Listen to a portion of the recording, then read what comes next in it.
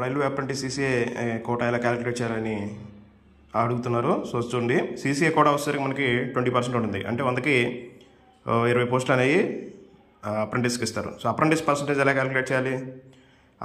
Apprentice percentage అనేది మీకు వచ్చిన మార్కులు బై మొత్తం మార్కులు ఇంటూ 100 వేసుకుంటే మీ పర్సంటేజ్ వచ్చేస్తుంది.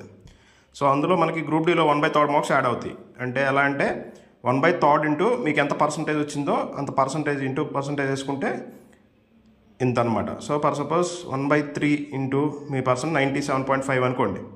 సో 32.5 మార్క్స్ అనేవి మీకు గ్రూప్ డీలో యాడ్ అయ్యే మార్క్స్ అనమాట. సో ఎవరి పర్సంటేజ్కి ఆ మార్క్స్ అనేవి చేంజ్ అయిపోతూ ఉంటాయి.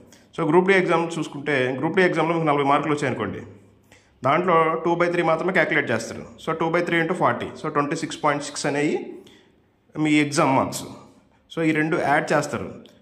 Apprentice marks, exam marks add చేస్తేనే మీకు ఫైనల్గా వచ్చేది